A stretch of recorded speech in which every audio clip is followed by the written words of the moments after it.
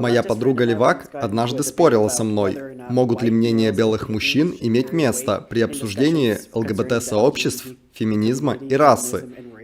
Ее аргумент был в том, что слова белых мужчин не должны значить столько же, сколько слова маргинальных групп, к которым они не принадлежат. И я спорил с ней. Много.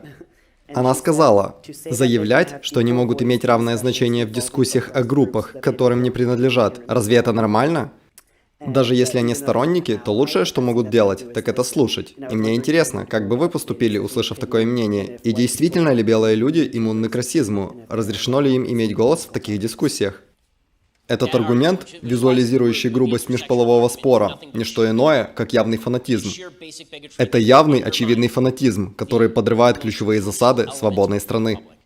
А свобода основывается на идее, что мы с вами можем вести диалог, что мое членство в группе по идентичности не устраняет мою потребность наводить аргументы или мою необходимость выслушивать ваши аргументы. И опять же, это идет от идеи, что все мы созданы по образу Божьему, а Бога не волнует, черное мы, белое или зеленое, его не волнует еврея или христианин, когда дело касается важнейшей проблемы, имеет ли ваше мнение вес в логическом диалоге. Бог фанат логики, другими словами.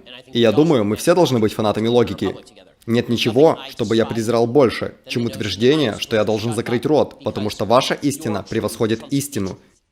Нет такой вещи, как ваша истина, но есть истина.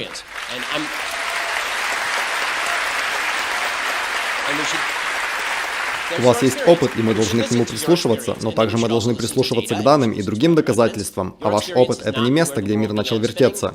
Мир был задолго до вас и останется после вас. Вы не так важны в этом мире, как и ваша групповая идентичность, по правде говоря.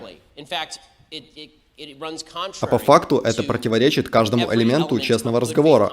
Утверждать, что ты должен сесть и закрыть рот из-за своего цвета. А если мы изменим цвет, то все сразу поймут, как по-расистски это ужасно.